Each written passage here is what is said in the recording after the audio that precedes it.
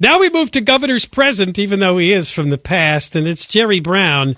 I guess it was a slow day for Meet the Press. Wow. Chuck Todd interviewed Jerry Brown. We'll start with the clip where he's asked, are you gonna jump in and run for president? You know, it's wide open. Let's hear what he said.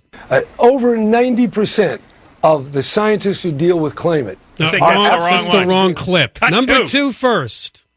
Yikes. If you were 10 years younger, would you be running this year? Yes, I would. You would be running for president? Well, I can't say. I've run 3 times, so if I could go back in the time machine and be 66, I might jump in. But that's a counterfactual, so you don't need to speculate on that. A counterfactual?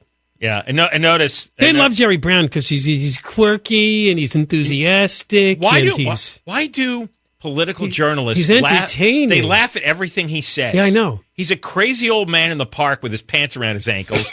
But whatever he says, you always get the chuckle. Do not accuse the governor of being a flasher. We have no evidence of that. I didn't say he was exposing himself, just that his pants were down by his ankles. Well, then what's on? Feeding the pigeons. Oh, okay. He's still got his old man underwear on there. But because the bigger story, and God knows why this is the bigger story, is that Ted Cruz, the Texas senator, is announcing that he's running after the Republican presidential nomination, the first. Yeah. That was like the big ridiculous news. What's trending? Ted Cruz. What, really? Talk about irrelevant. Yeah. And he did it in front of a bunch of evangelicals? Come on now. What are we talking about here? And I thought of you right away, John, because you said a lot of this is just people positioning themselves with a certain constituency to make money the next 4 years because they ran for president and they're more well-known. Yeah. So he's going to... I mean, he's still in the Senate, but... He's going to write a book, but no, he's going to write a book, and he's going to... He could parlay this into speeches, a TV show, a radio show, who knows what. Yeah, when he gets That's tired really what it's about. When he gets tired of being senator, he's going to be the next generation savior for the evangelicals. That crowd always has one guy that they get obsessed with, and he ends up getting 10% of the vote. Yeah, that was Huckabee, 8 years ago, right? Yeah, Huckabee's done, and so now Ted Cruz has taken over. And, he's an entertaining guy to watch. Well, and he says all kinds of... somebody told me this because I didn't know. I don't really watch these shows, but last week Cruz was on Late Night with Seth Meyers, TV, the one that follows Jimmy Fallon's show. Yeah. And he said this about climate change. I just came back from New Hampshire where there's snow and ice everywhere, and my view is simple. Debates on this should follow science and should follow data. And many of the alarmists on global warming, they've got a problem because the science doesn't back them up. This was Jerry Brown's response to Ted Cruz and climate change. Now, clip one.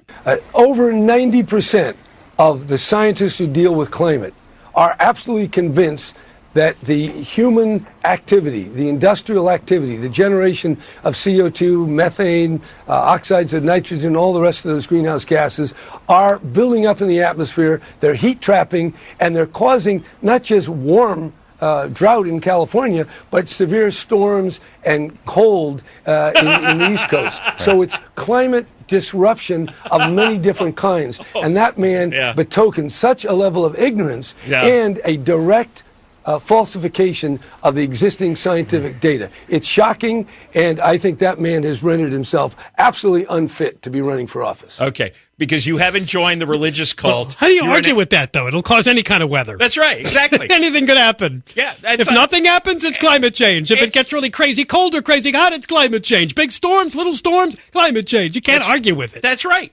No rain, it's climate change. Big storms, climate change. Hot, cold, everything that happens every day somewhere is caused. And Brown is a nut.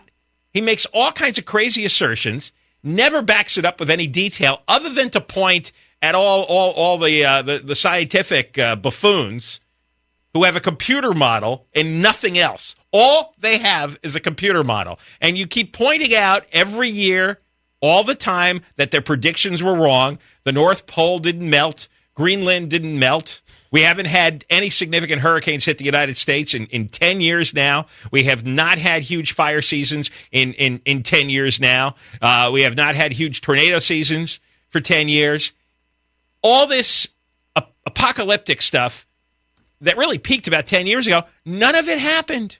They claimed that kids were going to grow up on the East Coast never seeing snow, And it's all on the record. It's all on audio and video and in print. They made a whole bunch of crazy, wacky predictions. Remember, what was the crazy thing? Like, I think, was it like the snow in the Himalayas or something was all going to disappear? I mean, it's just, all right. So I found over the weekend this article written by Patrick Moore. Patrick Moore co-founded Greenpeace. Okay, so he's not an oil executive. Co-founded Greenpeace. And he has been a leader in international environmentalism for more than 40 years. And he wrote this piece for a magazine, Heartlander.org. And it's entitled, Why I'm a Climate Change Skeptic. And here's a few of the things he says. Now listen to this carefully, because Jerry Brown makes assertions, but he doesn't engage in debate, and he doesn't offer any facts. No, he's just parroting the arguments. Patrick Moore writes, I'm skeptical humans are the main cause of climate change, and that it will be catastrophic. There's no scientific proof of this hypothesis, yet we are told the debate is over and the science is settled. My skepticism begins with the believer's certainty that they can predict the global climate with a computer model. The Earth has been warming very gradually for 300 years, since the Little Ice Age ended, long before the heavy use of fossil fuels. And prior to the Little Ice Age, during the medieval warm period, Vikings colonized Greenland and Newfoundland when it was warmer there then than it is today. During Roman times, it was warmer long before fossil fuels revolutionized civilization. And then the idea that it would be catastrophic if carbon dioxide were to increase and average global temperatures were to rise, it's preposterous.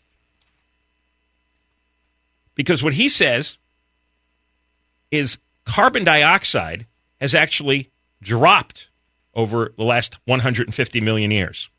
It used to be 300 parts per million, and then it went down to 280 parts per million before the Industrial Revolution. And since then, it's at 400 parts per million. And he says at 400 parts per million, all our food crops, forests, and natural ecosystems are still on a starvation diet for carbon dioxide. The optimum level for carbon dioxide for plant growth is about 1,500 parts per million, 4 times higher than today. Well, then we got to get going. He says greenhouse growers inject carbon dioxide to increase yields. Farms and forests would produce more if carbon dioxide kept rising. We have no proof that increased carbon dioxide is responsible for the Earth's slight warming for the past 300 years. There's been no significant warming for 18 years, while we have emitted 25% of all the carbon dioxide ever emitted. That's really important point. A quarter of all the carbon dioxide ever emitted in the history of the United States has been emitted in the last 18 years, and there's been no warming.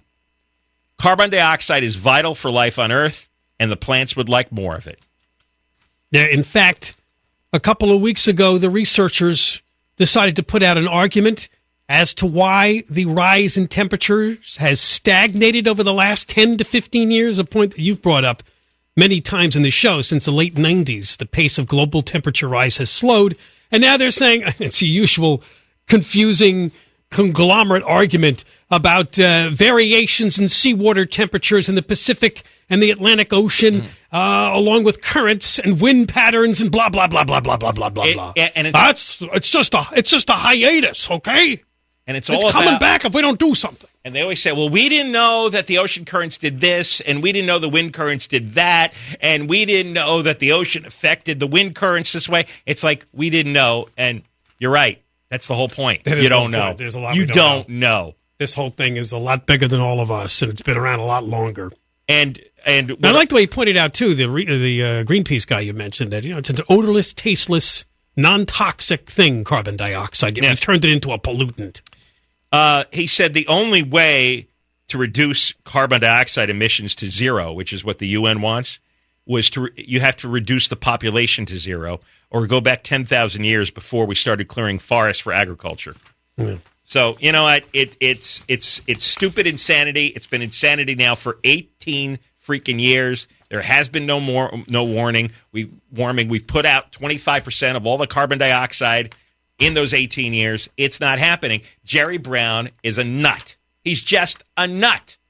And if Chuck Todd had any brains in his head, maybe somebody would watch the show. If he started quoting Patrick Moore, again, co-founder of Greenpeace, and say, Jerry, why don't you respond to this instead of making your silly assertions? All right, coming up next, what do sea lions and homeless people have in common?